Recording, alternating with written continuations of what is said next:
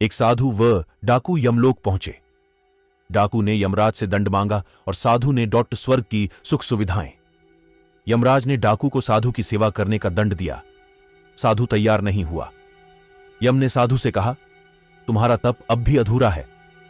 मृत्यु के बाद एक साधु और एक डाकू साथ साथ यमराज के दरबार में पहुंचे।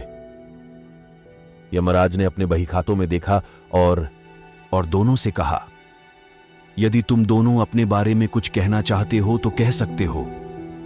डाकू अत्यंत विनम्र शब्दों में बोला, महाराज, मैंने जीवन भर पाप कर्म किए हैं। मैं बहुत बड़ा अपराधी हूं।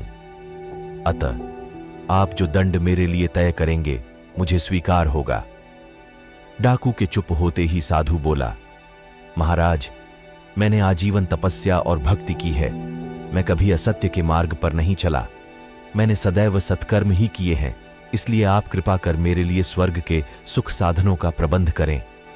यमराज ने दोनों की इच्छा सुनी और डाकू से कहा, तुम्हें दंड दिया जाता है कि तुम आज से ही साधु की सेवा करो।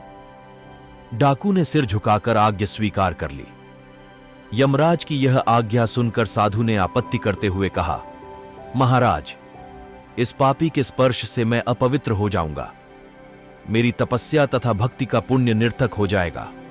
यह सुनकर यमराज क्रोधित होते हुए बोले, निरपराध और भोले व्यक्तियों को लूटने और हत्या करने वाला तो इतना विनम्र हो गया कि तुम्हारी सेवा करने को तैयार है, और एक तुम हो कि वर्षों की तपस्या के बाद भी अहंकारग्रस्त ही रहे और यह न जान सके कि सब में एक ही आत्म तत्व समाया हुआ है। तुम्हारी तपस्या अधून है। आज से तुम इस डाकू की सेवा करो।